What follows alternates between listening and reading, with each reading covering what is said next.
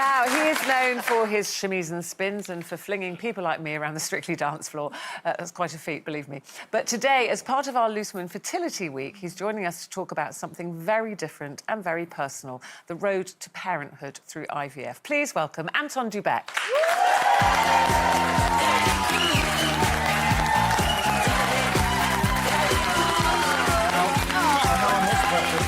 through the room.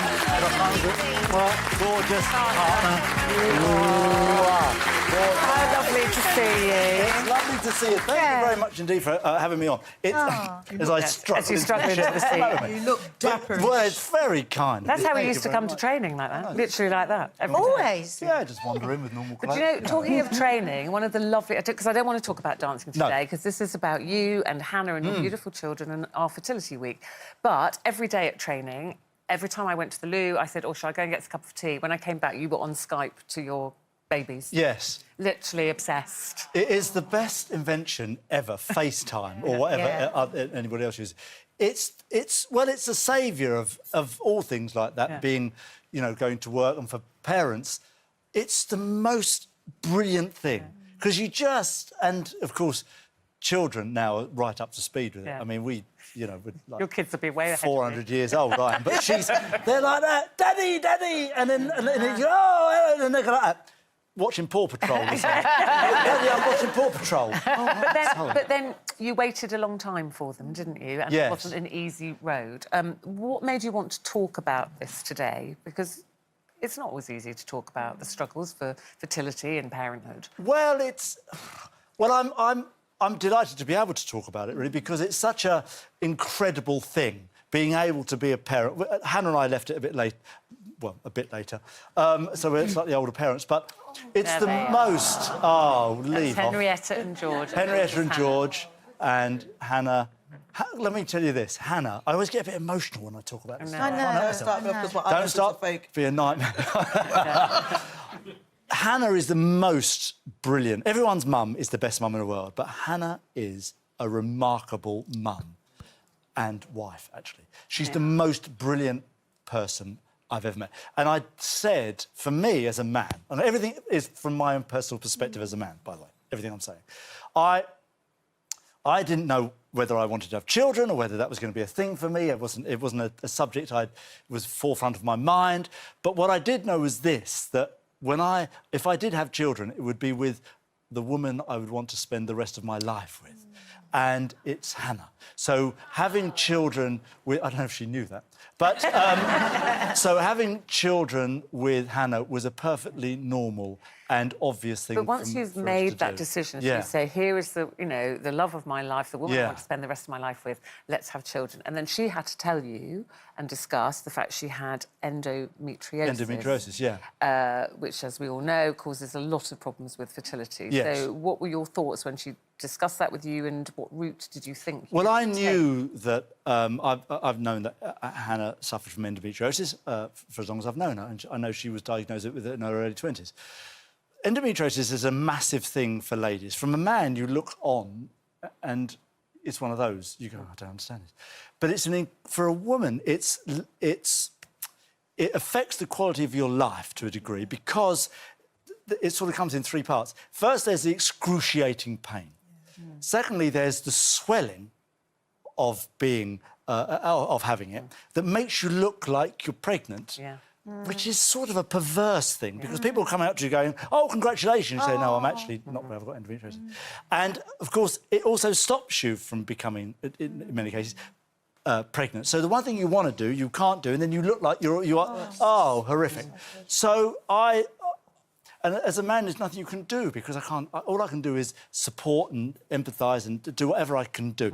But then when we discussed about having babies, so IVF was our sort of only option. So we went to a clinic and discussed it, and we made a decision, this is what we want to do, and we were both, you know, absolutely determined, right, this is what we're going to do. And you go along, and, of course, the process, again, is remarkable. I take my hat off, really. It's not even a big enough expression to say I take my hat off to Hannah and women in general doing this. It's an incredible thing. And we don't often hear that, do we? We hear the success of IVF and the Well, joy the of payoff is so getting great, of pregnant, course. but it's the process. Oh. Injections and The waiting. injections, grueling, intense, painful, the bruising. But of course, you know, you forego all that because the potential prize at the end of having babies, and we were fortunate to have the twins, George and Henrietta, and you sort of. It's okay. It's because you're going through the process. What's it like But when you love somebody so much like that? Because we know about how tough it is in labour for men, but to watch your wife going through that it's horrible, and you know, and you are. As I say, I am in awe of Hannah, because you have to have injections all the time. You have injections. You have them in your stomach, but they're not little sort of invisible needles. They're big old blunt things that you've got to ram in, and then you've got them in your back. And I had to do it. So the ones in a behind, and you're like this, going, oh, and I'm thinking, please don't hurt her. And of course it hurts, and it's so hard to do it. But then of course, what am I worried about? Yeah. I mean, she's the one who's got to go through the pain. It's really tough to see someone you love going through. Oh, it's We unbelievable. asked people, you know, obviously all this week is our fertility week, and we said, have you experienced fertility issues and has it changed your relationship? And 50% said it brought us closer together. 33% said it did cause some problems. 5% it actually broke us up. Can you That's understand? sad. Yeah, can you I can understand. understand. For Hannah and I, it was. I mean, you could say it brought us closer together because it's a shared experience. I use the shared bit loosely because essentially it's Hannah's and I'm there as much as I can be. But you give yourself. I felt like I gave myself up to Hannah. Oh, this is such a ridiculous statement, really. No, but I mean not. it because I. What do you need? Yeah. Anything you want. So let's do this, and I'm going to do everything because you're going to go through this. The best I can do is help you. What about when it came? I mean, let's move on to the joyous, you know, birth of your beautiful It was the most twins. hilarious situation because we're in the operating theatre. Of course, we had a caesarean, right? And we have twins. So you have two teams of people when you have twins. And so you're in this room full of people who are like this, focused. And then the anaesthetist is there, and she's sort of like head girl, and she's doing the roll call. And she goes, and such and such, you're going to take, and thing, yes, mother, and it goes all the way around the room, and of course me, silly Can't help yourself. Couldn't help myself. I went, I'm here. And she literally goes, and I went, I'll shut up from this point on. What about, I don't know if you heard us earlier, we were talking about should men, you know, men sometimes are setting up camp now in maternity wards, ordering in a Chinese and watching football. What, do you think men should be there?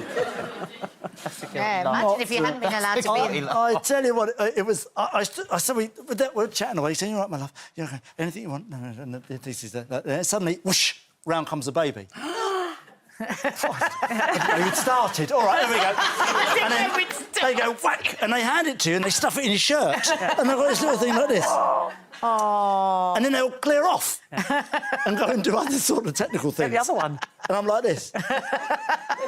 I'm going to need a grown-up to come and take this from me in a minute. This is not the wisest thing. I need to give this to someone. So I don't know what the men think they're going to contribute, but if you're going to contribibute, go, you know. Do your best. Do your best. Do your best. Don't order Chinese and do not put the football on. Well, listen, we saw the result. There's more than enough going on without all that. We saw the result there. Beautiful Henrietta and George, who were, what, nearly 3 Coming up now? 3 in March, yeah. I love it. I can't tell you what it is. Ridiculously... Are you OK? Don't make eyes.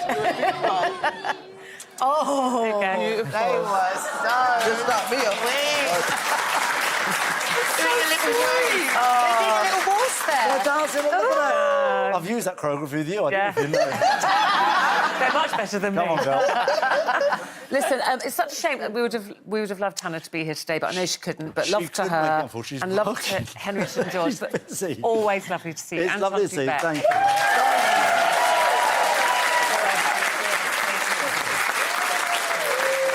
And thank you from us for talking about that very much. It's always good to hear. I'd love to man's talk more perspective. about it, really. Well, you I can't, know so you've I've got to read you've got this. stuff to read, haven't you? I'm in charge this time. If you've been affected by anything that Anton has talked about there, please get to our website and you will find lots of helplines listed there.